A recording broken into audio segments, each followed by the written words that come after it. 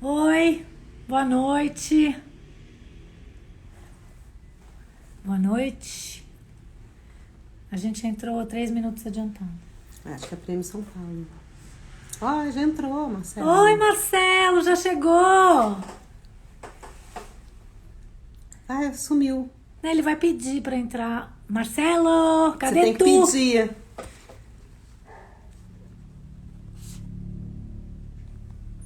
Ali ele, mas ele tem que pedir, né? É, eu falei, ele tinha falado comigo. Boa noite pra quem tá entrando. Oi, Cláudio, Bruna. Café com axé. Café com axé é ótimo. Ah, é o axé, não é aquele axé? Não, não. Aqui a gente. Não, Axé. Aqui gente. tá precisando de axé. A piada foi... Se você souber... Mas não, que não escreve como axé aqui, o nome dele. Peraí, só um minutinho, gente. Ai, ai, ai. Orlando. Ué, cadê? A solicitação.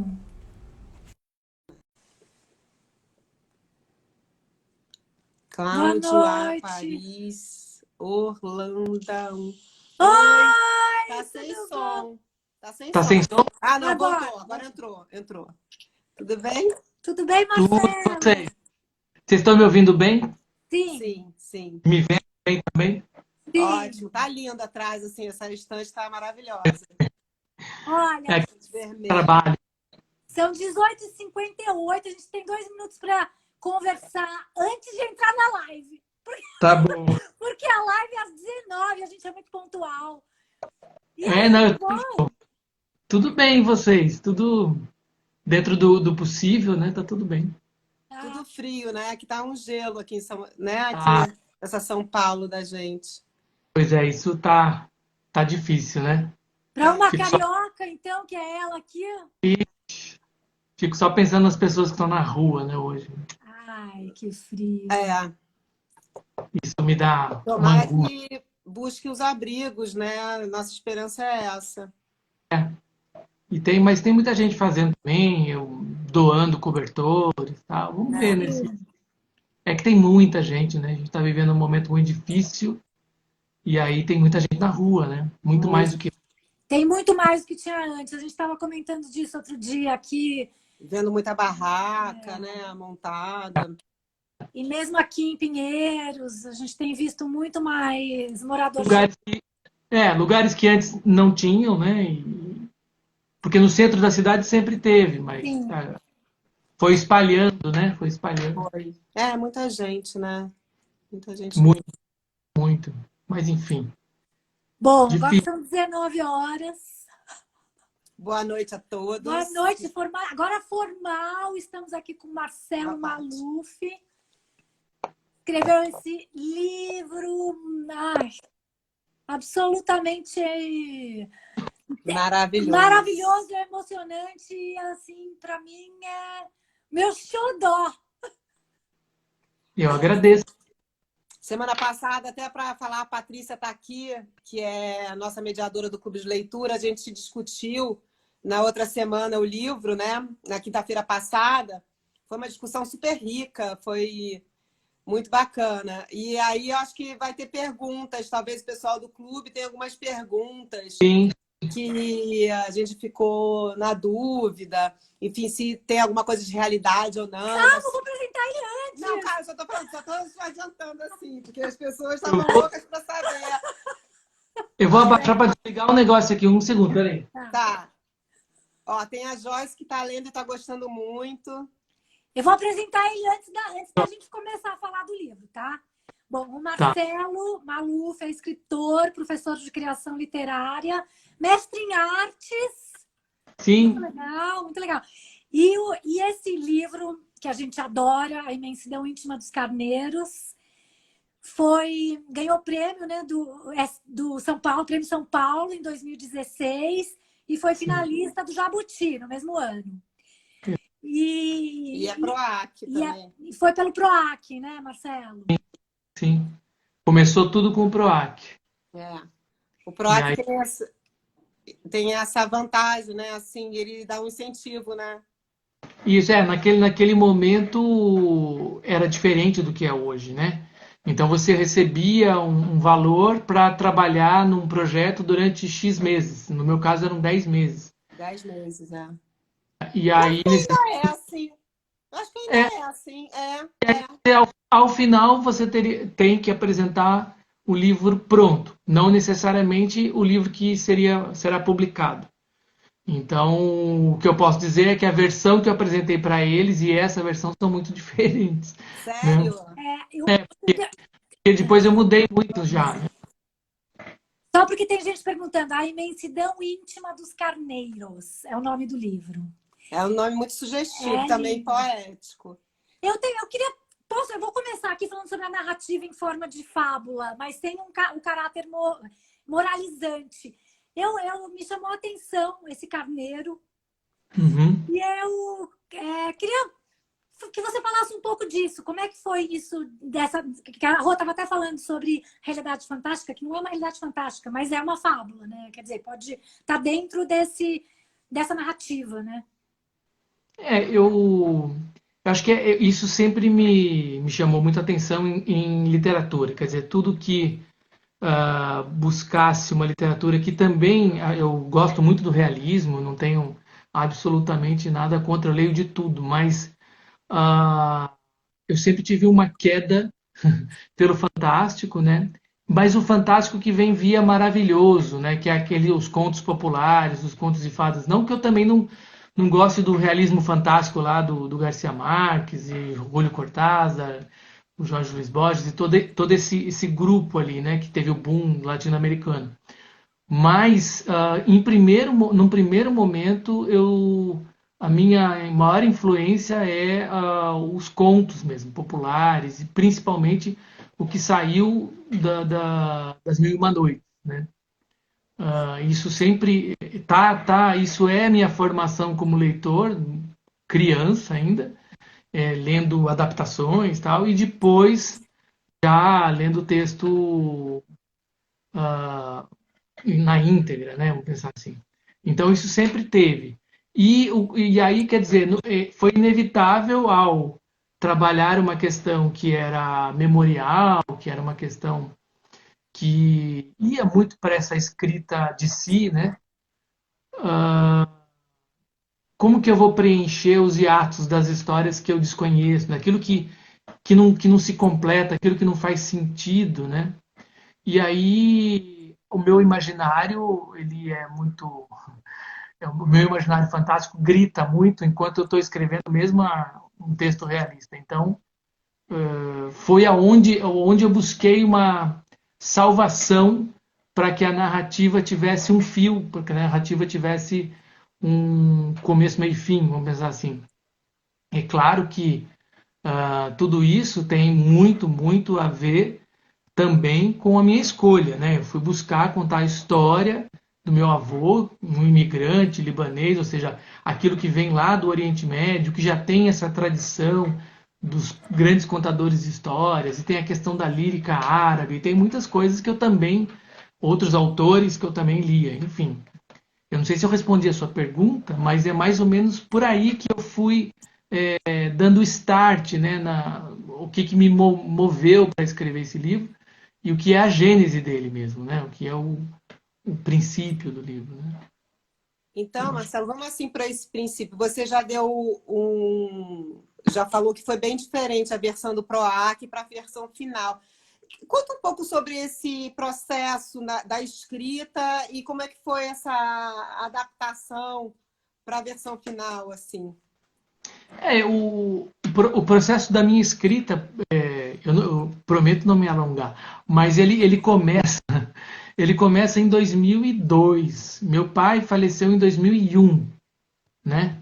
E aí, como eu conto no livro, eu fui procurado por um tio que me contou a história do segredo do Assad, que o Assad sempre guardou esse segredo. E isso é o motivo principal de eu começar a escrever esse livro. Só Não que vai dar spoiler, hein? não, só que eu não sabia o que fazer com isso. Quando eu recebi essa história, que quem leu ou quem vai ler vai entender o que eu estou falando, eu não sabia o que fazer com ela. Eu só sabia que aquilo mexeu demais comigo, né? de uma maneira pessoal, no primeiro momento. E se isso eu já escrevia, eu não tinha naquele momento nenhum livro publicado. Meu primeiro livro publicado foi em 2008, né, que é um livro infanto-juvenil. Agora, antes eu já escrevia, né, eu já tinha essa pretensão como escritor, já escrevi uns contos e tal. E essa foi uma história que eu herdei, vamos pensar assim, né? E que eu sabia que eu tinha que fazer algo com isso, mas não sabia se isso ia virar um conto, se isso ia virar uma novela, um romance. E mas a cena que talvez não esteja no livro, talvez não está no livro, que é uma cena que até hoje, quando eu falo disso, eu me lembro. Assim que eu ouvi essa história, eu estava na casa do meu tio e eu saí da casa dele, eu estava com a minha esposa e a gente saiu impactado, né, de ouvir essa história, né, do meu tio contar os prantos, assim, chorando e tal. E eu saí, na hora que eu saí, estava descendo a pé, porque eu estava no interior de São Paulo ainda, na casa, na antiga casa, né, que a gente morou, minha família e tal. E minha mãe ainda naquele momento, minha mãe viva tal, e a gente estava indo para a casa da minha mãe, que era a casa da minha infância. Só que tinha uma avenida grande, assim, que a gente tinha que caminhar. Eu falava, vamos caminhando, né? Tava a pé mesmo, cidade pequena. E aí começou a cair uma chuva, né? Começou a chuva que não foi uma chuva torrencial, uma chuva forte, mas foi uma chuva que tanto eu quanto minha esposa a gente não ligou de tomar aquela chuva. A gente foi tomando aquela chuva e sentindo aquela água no corpo e tudo mais, e aquilo foi tão libertador para mim que eu sabia que naquele momento eu tomando aquela chuva, eu sabia que aquilo era um momento importante que eu estava vivendo. Então essa imagem da chuva, que acabou não entrando no livro, ela me marcou muito. E eu cheguei na casa da minha mãe, já peguei caneta e caderno e escrevi tudo aquilo que meu tio me contou. Como uma anotação, né? Enfim, tudo isso que eu estou contando é para mostrar que o processo foi muito longo, né? De gestação da história. Porque foi só em 2012 que eu me sentei mesmo, que eu falei, eu sei o que eu quero fazer. Mesmo assim, eu precisava escrever essa história. E aí foi um processo também longo, porque o PROAC saiu em 2014, né? 2013, 2014. 13, 13. 2013, então tá bom. Tá E aí vendo? o livro foi publicado em 2015, né, pela Reformatória. Então, ou seja, quando eu terminei, então, no final de 2013, eu fiquei um pouquinho desse período, pelo menos uns 3, 4 meses, retrabalhando a história, né?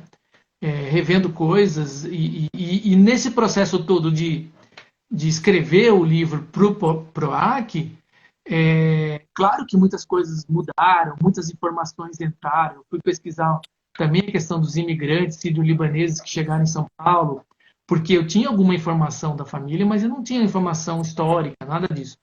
Não que eu quisesse fazer algo histórico, que não foi meu objetivo, mas eu entendi que eu precisava dessa informação até para ter um fundo, né, um background, assim, para poder me dedicar à escrita com mais potência até, né, para que essa história viesse com mais força. Então eu fui mudando, e aí cheguei numa versão que eu entendi que era a última versão. E aí foi essa versão que eu apresentei para Reformatório, e mesmo apresentando, teve, lógico, que comentários, o Marcelo também fez comentários, como um editor que ele é, um grande editor que ele é, trabalhou, então a gente trabalhou junto, conversou sobre determinados pontos do livro, daí teve também, claro, revisores, aquele todo o processo de edição, e aí algumas coisas no meio do caminho também eu fui retrabalhando, até chegar na versão que foi publicada em setembro de 2015. Então, ou seja, o processo do romance foi um processo que eu digo que começa lá, começa em algo muito, num pensamento, numa ideia, numa conversa, e depois isso vai se transformando. Mas o processo de escrita mesmo, eu posso dizer que ele durou 3 anos, vai. Processo meu, agora eu vou sentar e vou escrever, daí 3 anos. Marcelo Nocelli, que você está falando, quero falar para todo mundo saber, é o editor desse livro, a editora é a Reformatório, é um grande amigo nosso, Marcelo, e a Reformatório tá aqui no nosso coração, uma editora independente que a gente adora e a gente muito dá força para ela e para os autores da Reformatório. E vale dizer que eu até vi uma postagem do Marcelo que ele está lançando o livro agora. É verdade, ele está lançando o livro. Então, assim, no meio da pandemia, tem muita editora que não está lançando, né? E eles estão conseguindo lançar, o que é bem bacana. Vários autores, né? Não, esse aí é produtivo dele, está lançando outro para agora. Oi? Tem muita gente bacana publicada, né? O Santana Filho, o Lucas Verzola, a Cristina Judá. Ale Mota, Quer dizer, tem um catálogo incrível, né? E na raça, assim, né? Praticamente, porque é o Marcelo ali que segura a onda, né? Olha, até estão falando que no Clube de Leitura o pessoal comentou a qualidade da edição. A Paty, nossa mediadora, e mais algumas pessoas. É porque realmente o nosso clube foi muito... A gente faz de 8 às 10. Foram 2 horas de muito debate em cima. A cena central do livro, né? Que a gente não vai falar qual é, né? Para não dar spoiler. Todo mundo ficou muito mexido, né? Enfim, foi muita discussão que teve. Acho que a Paty vai fazer alguma pergunta aí no meio do caminho. Acho que é legal de falar da estrutura do livro, né? É legal. E também o diálogo, né? Esse diálogo com os ancestrais, isso me tocou muito, sabe, Marcelo? Até porque tem essa memória, quando você consegue resgatar a ancestralidade e mexe muito com você, deve ter mexido muito com você, né? E a primeira frase do medo, isso tudo transparece aqui no narrador e isso desse segredo. Como é que foi isso tudo dentro de você, pessoalmente, assim, mexer com tanta memória que são dos outros que vieram para você, que você resgatou? Assim que eu comecei quer dizer, que eu recebi essa história, recebi, que eu digo, herdei do meu tio, né? E meu pai morreu sem conhecer. Mas... seu pai não conheceu a história? Não, foi por isso que meu tio me contou, né? Isso é fato, isso é um fato novo. Enfim, aí a questão logo que eu, então... O meu avô, e aí isso também tem no livro, não é spoiler nenhum, era a figura que estava num túmulo, no cemitério que eu ia visitar, né? Eu não tive nenhum contato com ele. Eu nasci em 74, ele faleceu em 67. Então, nunca foi uma presença, né? Sempre foi uma presença ausente, né? Então, quer dizer, tudo aquilo que dizia respeito ao passado, aos meus ancestrais, né? Tudo isso estava para debaixo do tapete, isso virou segredo de família. Por exemplo, nada a respeito da cultura árabe, na língua. Eu ouvia uma palavra ou outra da minha avó, que é síria, né? Porque o meu avô era libanês, minha avó é síria. Minha avó é Shakur, meu avô Maluf, né? Então, quer dizer, era muito uma coisa que era engraçado para nós, sabe? Para os primos, para os meus irmãos, aquela língua estranha que ninguém entendia. Então a gente ria quando a minha avó conversava com a minha tia-avó em árabe. Eu ficava dando risada. E eu imagino que quem ria mesmo eram eles. Iam estar falando um monte de coisa e a gente estava não entendendo nada. Só que, olha que estranho, né? Quer dizer, por que então, se a gente ouvia, meu pai nunca falou nada? Meu pai, inclusive, tirava sarro também, de alguma maneira. Porque o pai dele nunca teve esse interesse em que os netos, em que os filhos aprendessem a língua. Aliás, do Líbano, eu só sabia que eu tinha uma tia-avó e uma prima, né? Prima nesse sentido, quer dizer, não é uma prima de primeiro grau, né? Mas é prima na verdade, prima do meu pai, né? Mas eu chamo de prima também. Se chama Rita, Mora que lá, inclusive Rita? mora em Beirute. Que Ai, inclusive atualmente ela entrou em contato e a gente se falou um pouco. Mas fazia muito tempo que eu não falava, né? Desde quando, em 1982, a gente se conheceu. Eu tinha 8 anos de idade, né? Ou seja, eu também é uma memória de lá. E a memória também que eu tinha do Líbano era de guerra. E ela voltou para o Líbano, quando eles voltaram para o Líbano da visita que fizeram para a gente, eles enviavam para a gente umas fitas cassetes falando, conversando, né? E contando como estava lá. E de repente você ouvia ao fundo barulhos de bomba, de tiros, tal, né? E eles diziam: isso que vocês estão ouvindo são barulhos, mas a gente está num abrigo subterrâneo, está tudo sob controle, a gente sabe a hora que tem que descer. Sabe? Então, assim, isso no período da Guerra Civil ainda, que durou de 75 até 90, né? Então, ou seja, essa ancestralidade só foi isso, né? E a relação também, é claro, com a família no dia a dia, né? Nas festas de família, a comida, né? A comida sempre presente, né? Tudo que é, né?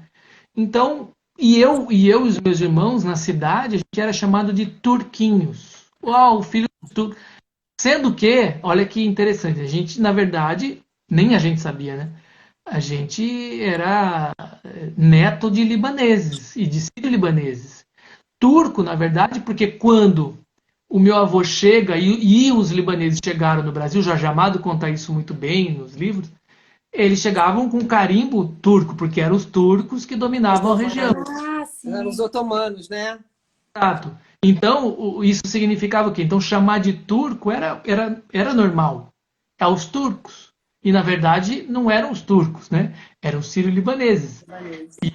E, e isso é muito forte, né, na cultura. E acredito eu, não tenho certeza absoluta, mas o primeiro a falar disso, de pôr o turco, inclusive, nas histórias, foi o Jorge Amado. Depois isso se desenrolou. Mas Gabriel, né? no livro do Jorge ele explica isso. Até o Descoberta da América pelos Turcos, ele fala: turco que nada, eu sou libanês, falava o personagem.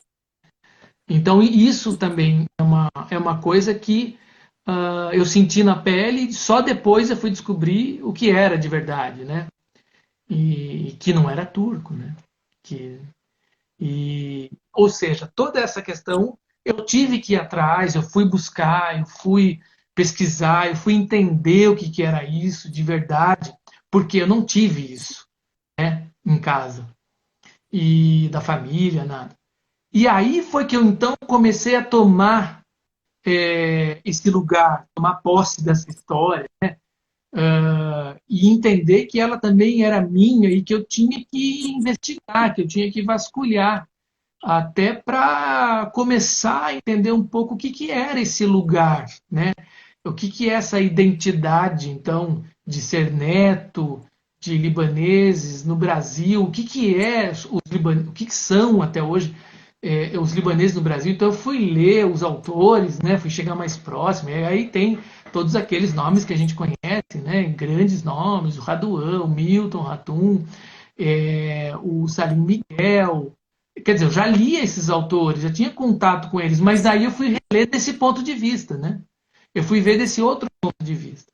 E isso mudou. Daí também fui ler a literatura publicada no Brasil, libanesa. Então, por exemplo, o Elias Huri, que é um autor do Porta do Sol, do Yalo, que é traduzido, evidentemente, sempre muito traduzido, pela Safa Jubran, que é a nossa grande tradutora, grande, e traduziu muita coisa da ficção libanesa, ficção árabe. Então, ou seja, tudo isso eu fui tomando posse, assim como historicamente, né? E fui entendendo o que era essa comunidade, o que era isso, né? E é óbvio que quando você procura, você acha coisas, né? Então, ao procurar isso, as coisas também aparecem para você. Eu não estou falando nada esotérico, na verdade, você abre um campo, você abre um campo de energia e as coisas aparecem, né?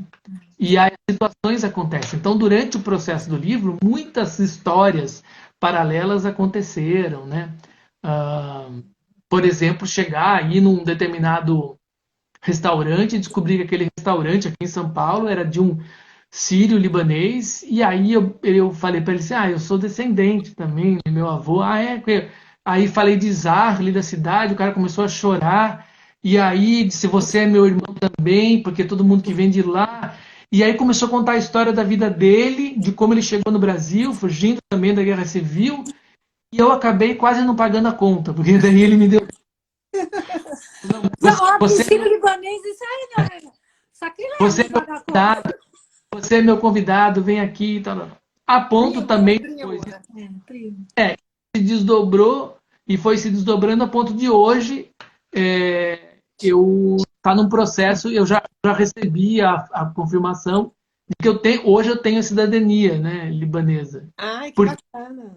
eu fui indo, fui caindo nos lugares, aí conheci o cônsul e conheci os artistas brasileiros que tinham relação que eram descendentes também. Aí, enfim, hoje eu tenho uma cidadania libanesa e um apreço, né, uma relação hoje que é diferente. Eu imagino que diferente, inclusive, dos meus primos e tudo mais, que eu não sei qual é a relação deles.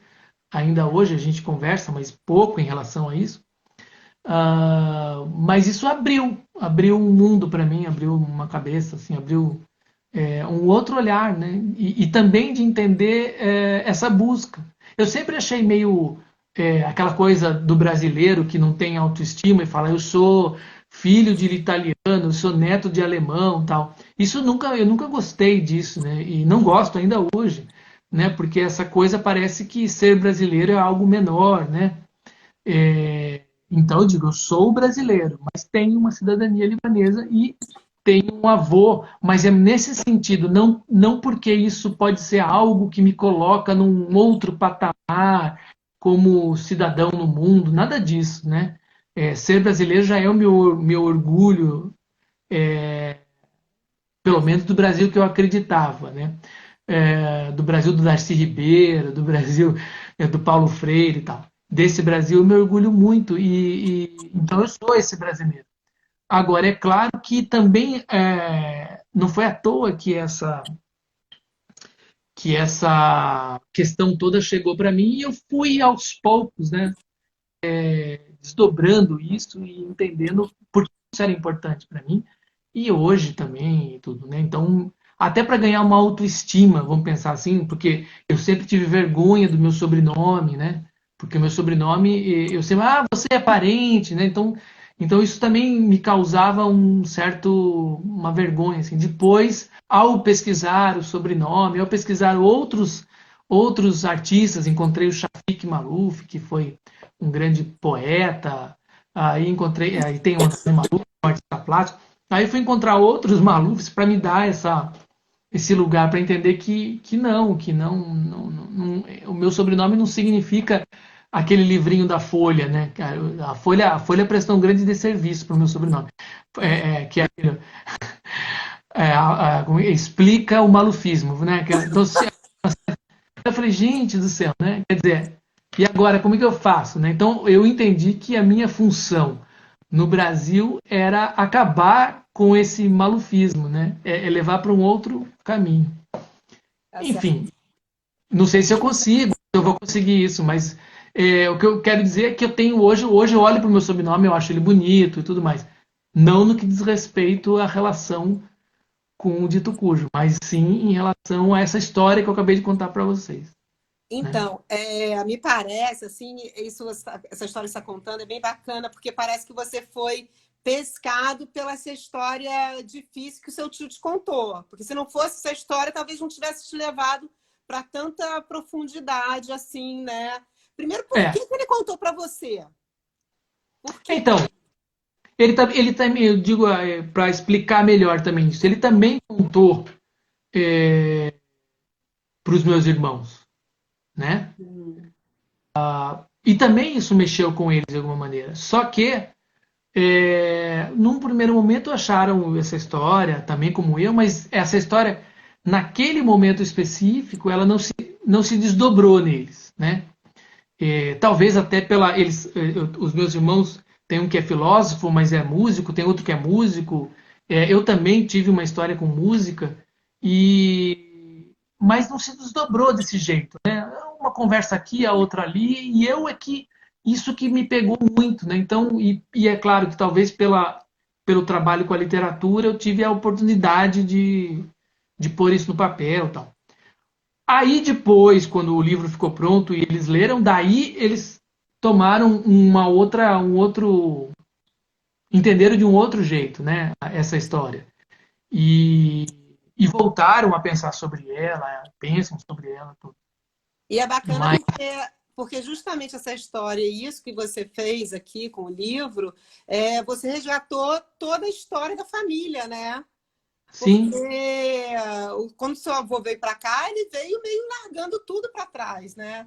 Para começar uma vida nova. E, de repente, você, quando o seu pai falece, seu tio te conta uma história que resgata tudo, né? é. Isso pode não ser esotérico, nada disso, mas isso é mágico. Sim, não, eu concordo e acho mesmo. E foi mágico para mim, no sentido, eu entendo que foi antes e depois de conhecer essa história. A minha trajetória, né, o meu vir a ser, o meu conhecimento de mim mesmo e tudo mais, né, é antes e depois de saber disso. E também eu senti, quando meu tio me contou, que ele tirou um peso dele, né, um peso das costas, porque ele estava ainda respeitando o pai, né? O pai pediu para que aquilo fosse um segredo. E quando ele conta para mim, depois conta para meus irmãos também, né, junto, é, isso por que ele chora, né? Que esse choro é um desaguar de algo que estava ali guardado de uma maneira não era positivo, não era bom aquilo, né? E, eu pensei, se o meu avô pediu para que isso ficasse guardado, será que se eu contar a história eu vou estar traindo a figura do meu avô, ou traindo, né? Porque o meu tio, quando me conta, ele não me conta para guardar o segredo. Pelo contrário, se ele contou, né? Então eu entendi também que eu precisava abrir isso, né? Porque eu também entendi que era uma história que começou a fazer muito sentido para mim, muitas questões familiares, e aquilo era algo que fazia com que a família não fosse para diante em alguns pontos, em algumas questões. Eu mesmo, né? Sempre tive a questão do medo, como é desenvolvida no livro. Eu sempre tive muito medo, né? Muito medo de várias coisas em relação a me colocar no mundo, né? Diversas coisas que me auto-boicotava, né? Então, e aí quando eu resolvo contar, me parece que eu me libertei de algo que também que era meu e eu não sabia, né? Que eu também tinha que contar. Uhum. Por isso dessa coisa no livro imbricada no sentido assim, os narradores se confundem às vezes. Isso que eu ia Narrador, falar agora, o narrador se reconhece no avô, né? sim, É, isso é é muito. justamente por isso num determinado momento eu entendi que eu precisava colocar a minha voz na voz dele, a voz dele na minha voz, Muito, porque muito bem feito, muito bem escrito, eu adorei. isso fazia muito sentido para mim, né? Porque eu não conhecia, nunca ouvi, né? Eu não sabia então eu deixei que ele contasse a história, né? Eu falei, então é ele que vai contar. Então eu dei o caderno na mão dele e falei, agora você lembra aí das coisas e me conta. E foi o que eu fiz, né? A ideia de estar ali, né, como um personagem que volta, né? Nas Um tempo. colinas, a gente fica junto com ele. Então, esse trabalho de estrutura de texto, de narrativa, é uma coisa também que a gente discutiu bastante no clube e é difícil de fazer, não é fácil. Parabéns. Mas essa coisa é meio circular, parece que o menino vai no passado, como se tivesse um emparelhamento de tempos ali, né? Como se tivesse o presente, o futuro e o passado todos junto na Sim, narrativa, né? Como se é, tivesse suspenso o tempo, né? exato. Se eu E conseguir, tá ótimo. como? Se eu conseguir isso, tá ótimo, porque a minha Não, Você intenção foi. conseguiu! E isso é muito muito difícil de fazer na escrita. E aí a gente queria saber um pouco, assim, essa decisão de fazer isso, né? Porque é uma decisão do escritor, né? A gente fala, né? O narrador, o tempo, o espaço, tudo isso é decisão do escritor. E assim, essa sua decisão de fazer isso, que é difícil, é uma narrativa um pouco circular. Também tem uma outra coisa também que a gente discutiu muito, tem muita coisa de religiosidade, que tem a ver também com esse mundo árabe, né? Essa ancestralidade. Queria que você contasse um pouco isso e essa divisão em 4 elementos. Os 4 capítulos em 4 elementos, né? Terra, fogo, ar e água, né? Então, a questão dos narradores, do tempo e do espaço, eu entendi que quando eu fui contar essa história, quer dizer, quando eu me debrucei sobre essa história e comecei a buscar como eu deveria, né? O como, né? A tão importância, porque se você tem uma história na mão, não basta colocá-la no papel, né? Senão vira só um relato. No papel, faça sentido, né? Com o conteúdo dessa história. E aí eu, então, entendi que se este personagem que vive nesse tempo contemporâneo precisava conversar com esse avô de uma maneira, nem que não fosse de uma maneira direta, mas indireta, então eu ia brincar com a ideia, falar, a ficção, pensei eu, ela pode tudo. Então o Marcelo, o personagem, vai voltar lá em 1966, vai ficar ao lado do avô ou sobre o ombro dele para ler o que ele está escrevendo nesse caderno de memórias. E quando você faz isso, você já quebra a noção de já não é mais o tempo real, já não tem mais a linearidade desse tempo. E quando você traz, eu busquei trazer os elementos fantásticos, imaginários e tal, e também, né, quer dizer, isso está num outro lugar, né? Não é a realidade como a gente conhece, é a realidade suspensa, ou a realidade que traz o absurdo, ou até os animais ali nesse lugar eles podem falar, né? Tudo é permitido dentro dessa narrativa, né? Então, se eu usei a frequência, né? Se eu entrei na frequência do fantástico, já que o personagem volta no tempo, sem nenhuma máquina, sem nada, é uma volta simplesmente né? Não tem uma explicação disso. Então eu entendi que haveria essa quebra mesmo, e eu já não me importava mais com isso.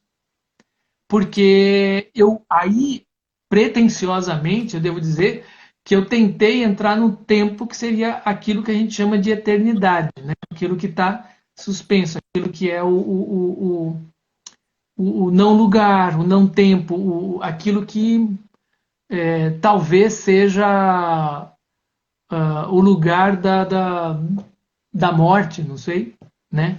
Então, e como o livro lidava muito com muitas mortes, né? Tanto mortes físicas reais quanto mortes metafóricas, etc. Então, enfim, eu entendi que era esse o caminho e busquei mesmo isso.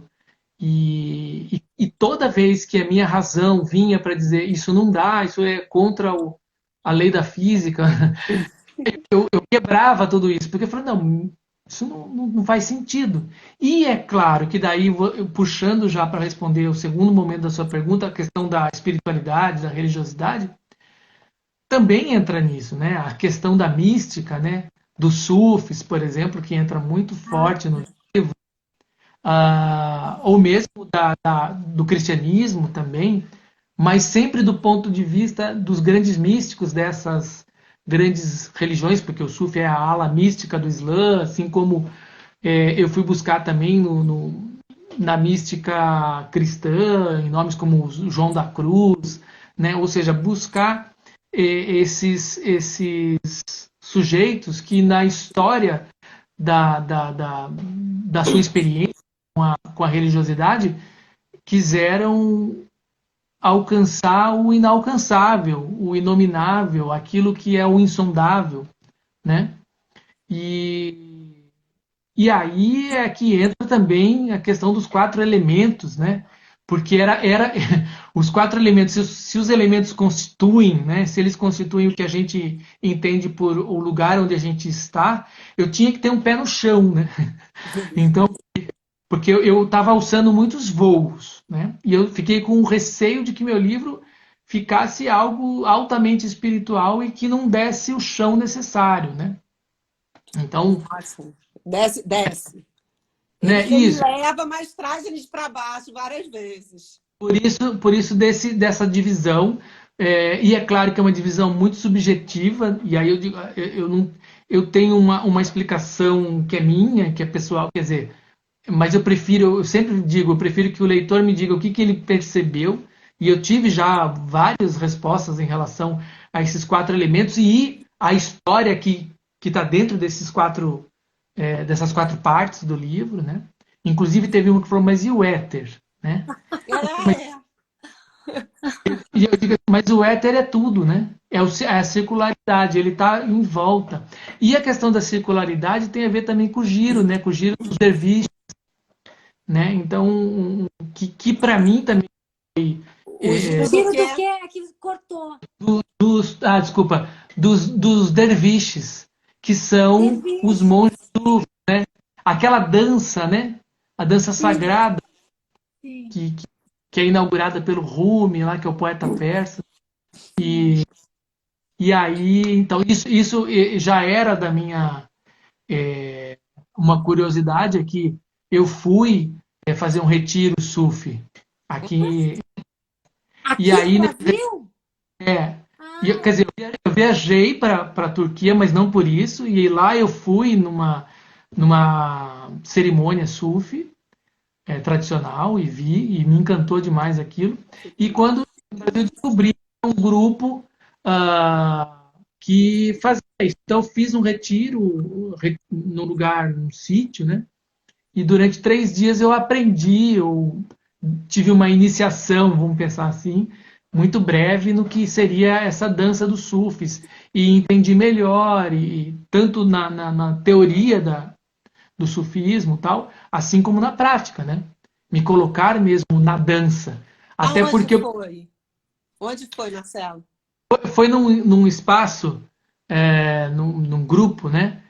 Ai, meu Deus. Eu preciso lembrar o nome exatamente para passar para vocês, mas eu sigo eles, eu sigo a página tal. Aqui em Mas São foi, Paulo?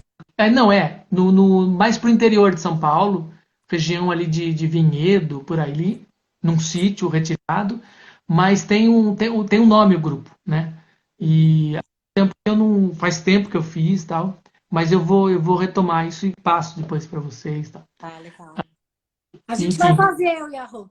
Então, até hoje eles fazem isso, e assim como outras atividades, né, ligadas à questão da espiritualidade e outras questões.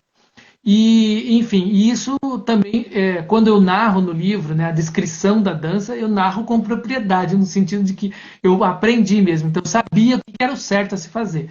Não que isso não pudesse ser encontrado em outros livros, né? Mas foi tão mais forte colocar aquilo tendo vivenciado de alguma maneira, mesmo que de uma maneira, mesmo que pouco, né? Então, isso foi muito importante para mim, né? E até hoje, os autores sufis, o Rumi, ele está entre as minhas principais livros de cabeceira também, né? Um poeta que eu gosto muito. Assim. Apesar Você de citou, acho que você citou outro dia um poeta que é a presença da ausência, né? Que é um que acabou de sair, poeta né? Pela palestino. A gente e recebeu aqui, eu vi que você citou, até comentei. Ai, o Marcelo também já leu, porque o Milton Ratum adora, o Milton Ratum fez isso, encantou a gente. Você viu, ouviu? Sim. E aí, para não mentir, tá aqui, ó. Isso mesmo, a gente tem aqui também. Você já falou, citou vários livros que a gente tem aqui, que a gente gosta muito. A gente tem uma editora também que é muito focada em Oriente Médio. A gente tem. Que é a editora Tábua. Sim, então. Eu escrevi uma orelha para um livro que vai sair deles agora, que é o Correio Noturno. Ah, você não recebeu esse? A gente recebeu um É, o tá outro, saindo, chegou A os gente recebeu um poemas, sim, da árabe, né? Dos poemas árabes. árabes. os poemas árabes. Mas tem um nome, chá alguma coisa. Agora, Eu também não lembro agora, mas eu sei qual é. E da Roda Barakat, que é uma escritora libanesa, que é esse Correio Noturno, que é um grande livro, vocês vão adorar. E eu tive o privilégio de escrever a orelha, ler o livro antes, e a tradução da Safa também está belíssimo. Então, acho que vocês vão gostar. vamos Vamos, aprofundar. É, vamos gostar. queria saber se alguém tem alguma pergunta para fazer, porque eu acho que algumas pessoas fizeram pergunta aqui, mas a gente perdeu. Deixa eu ver aqui. Marcelo, enquanto eu procuro aqui perguntas, só para dizer, eu também sou descendente de árabe, de libanês. E esse livro me marcou muito, porque eu sou que nem você, não sei muito da minha família, sabe? E aí, quando lendo aqui o livro, eu tenho uma tia-avó, que ainda é viva, a tia Sade. Ela tem 103 anos. Eu fiquei com vontade de ir lá conversar com ela para saber da família, porque eu não sei Pois é, muita coisa. Tem que você ir, sabe, tem que ir. isso é uma coisa muito interessante que esse livro me trouxe, porque primeiro que tem esses relatos como o seu agora aqui, e outros de outras nacionalidades. Então, assim, olha, eu, por conta do que você escreveu, fui buscar a minha origem lá do meu avô, que era alemão, e não sei o quê. E isso foi muito incrível, assim, né? Porque como isso despertou a vontade em muita gente de buscar essa raiz, né? Sim. Mas não daquela maneira boba, né? De achar que é porque eu sou descendente, sou melhor do que alguém, não tem nada disso, né? É Não, muito mais, é sabe muito mais para essa origem, né? a Essa origem. origem. Eu acho que é mais a questão da origem. Por que será? Eu fiquei pensando, na minha infância, meu avô sempre comia quibe, sempre tinha hummus, e sempre tinha a comida árabe na casa da minha avó. Só que é isso, só a comida, né? Não... Uhum. E o resto, né? Sim. Então, falta, né? O que mais, né? Falta. Porque vieram muitos para cá, né? E acho que se espalharam. Muito. No meu É, caso, foram para o Espírito Santo, né? Então, mas a diáspora sírio-libanesa no Brasil é uma das maiores do mundo, talvez a maior ou tá ali equiparado aos Estados Unidos, né? Então sim. aqui tem muitos libaneses, muitos, né? Tanto é que essa questão de Beirute agora, né? Essa tragédia, isso reverberou muito na comunidade aqui também, né? Muita gente, muita. Sim. Então, E eu acho que uma outra coisa também aqui no livro, pelo menos para mim, que pegou muito, o medo está no princípio de tudo. Essa primeira frase você já falou, O uau! medo é o verbo, né? O medo é o verbo. E aí, isso também, quando a gente pensa em segredos de família, quando a gente pensa na nossa história, né, cada uma com a sua, como você fez dessa história, desse segredo, uma leveza, quer dizer, é difícil pra caramba essa história. Mas aí a gente vai lendo e vai se tocando, o livro toca a gente, a história toca a gente, e a gente vai se tocando, que dá para ter leveza. sim, isso foi bom. Porque eu também senti isso. A gente lê muito fácil, ele vai muito rápido. Eu li, acho que em 2 dias o Eu li em livro. 2 horas. É porque a Dani é obsessiva, né? Ela fica lá até acabar. Mas ela não, ela é uma book killer. Eu adoro ler rápido. Ela lê rápido. Mas eu li 3 vezes o seu, 3. Nossa! Não, porque mexeu muito mesmo, assim. É muito. E eu indico pra caramba. E o Maia, vou te contar. Todo mundo que eu indiquei, todo mundo, sem uma vírgula, ama. E aí eu adoro porque eles me escrevem, ai, que livro lindo que você indicou. Eu fico toda feliz. Eu que o que é uma Oliveira feliz? agradecer.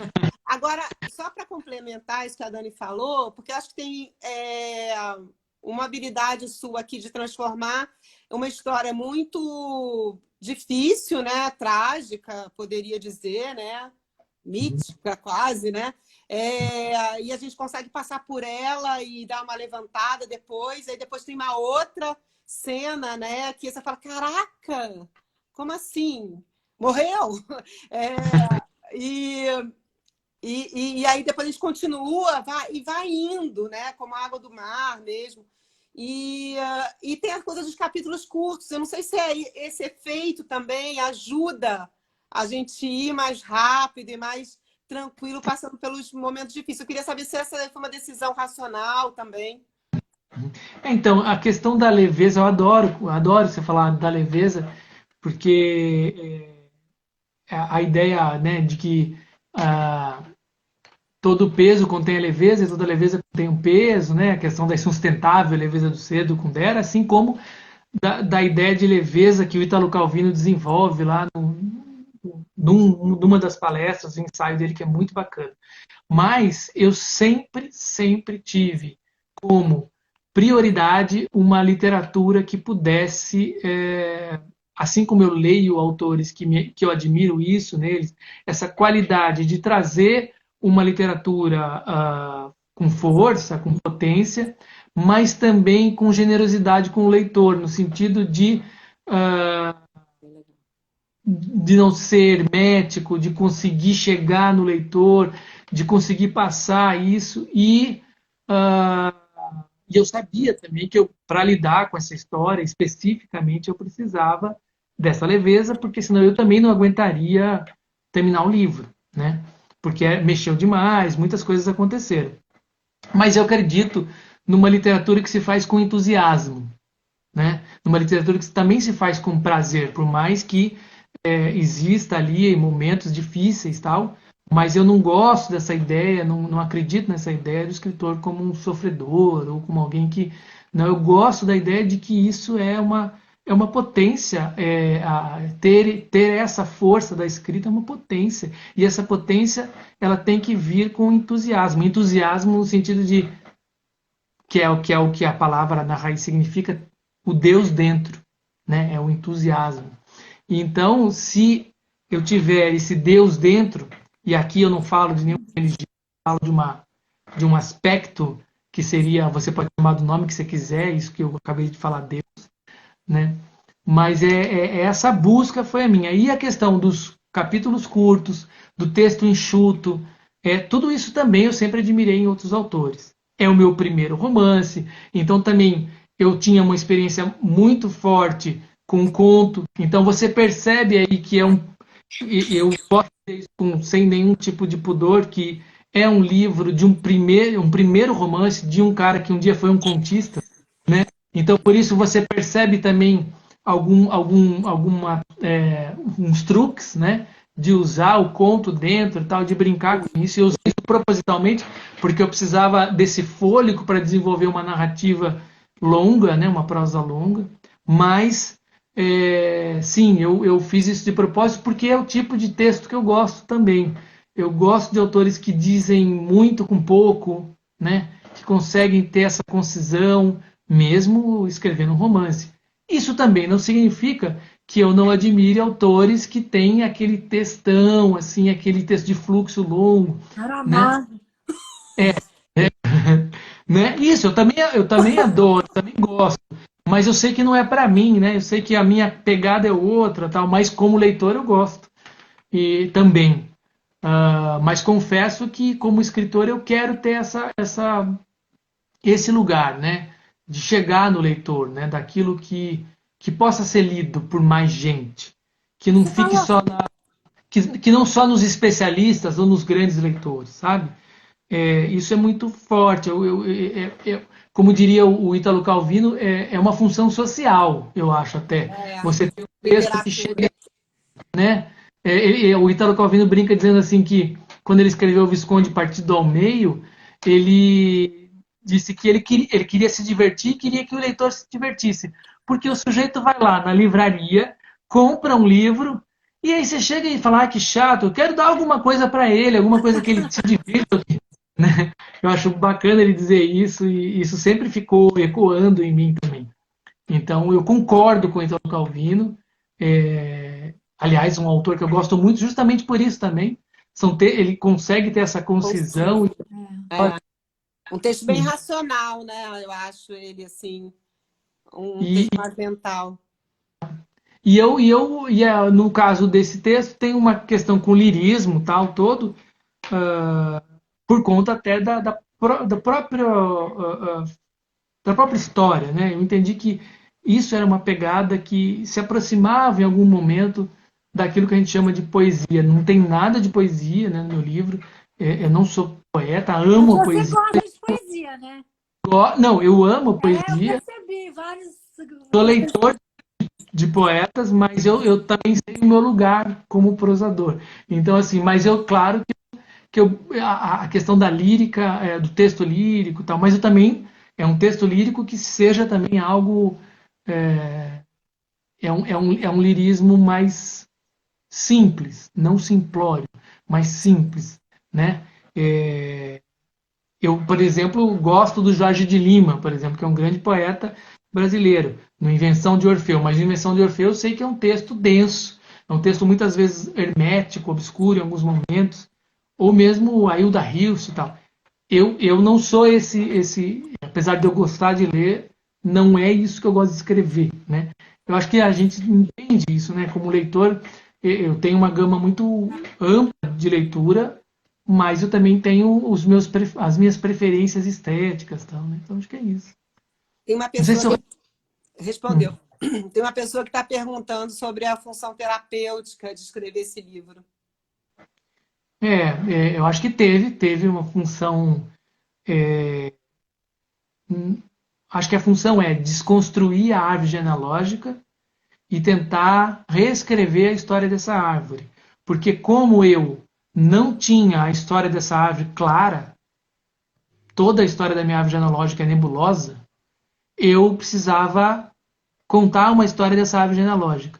Então, eu uso aí toda a minha liberdade como ficcionista para inventar uma árvore genealógica que hoje já é a verdadeira árvore genealógica da minha família para mim. Né? Eu inventei essa árvore e a árvore que eu acho que é incrível, que tem muita coisa. Sim, tem carneiro que falava, tem descendente de carneiro, tem tudo isso na minha árvore genealógica. Eu prefiro que a minha árvore genealógica seja essa, que ela olhe para a tragédia, mas superando essa tragédia. Então, porque senão a gente fica lamentando e não segue, não vai adiante, né? Então eu falei, não, chega de lamentar. Eu até digo que sim, eu entendo, eu amo os meus antepassados, mas eu não quero a história deles para mim. A história deles foi a deles, eu vou contar a minha. A minha é diferente da deles, né? Muito bom. Não E vou viver esse homem carneiro aqui é incrível, né? que é no finalzinho. É justamente isso, né? Quer dizer, essa busca de. Isso foi uma pesquisa até, né? Dessa junção, né? Sim. Sim, é incrível, porque realmente a gente tem esse perfil, né? E você junta o homem com o carneiro, essa imensidão íntima sua com Isso. os carneiros. Porque eu acho que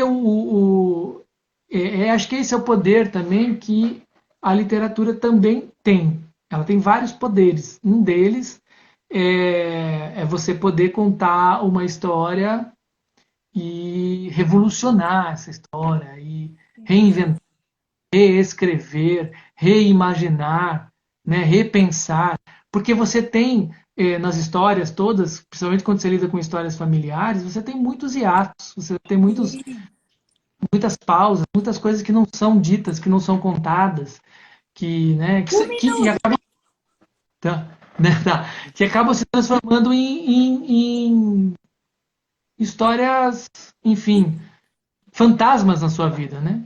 Mitos também, né? Que a gente tem que desfazer, né? A gente tem mais um minuto. Marcelo, falar um pouquinho do próximo livro. Dá o Eu furo pra gente. Eu escrevi já um romance que ele está meio que engavetado, então dele eu não vou falar, né? Porque é um romance que eu ainda não tenho certeza dele, mas eu estou escrevendo um outro que, a princípio, é um romance que, para não dar spoiler também, que trata de um sujeito que tem a capacidade de lembrar de todas as suas vidas passadas. Ou pelo menos muitas vidas passadas. E ele começa a contar a vida passada dele lá atrás e vai vindo, não de uma maneira, é quase que linear, e vai chegando aqui. E aí, dentro disso, ele passa por várias questões. O livro começa com ele indo buscar, saindo do Brasil e indo, decide mudar do Brasil para ir para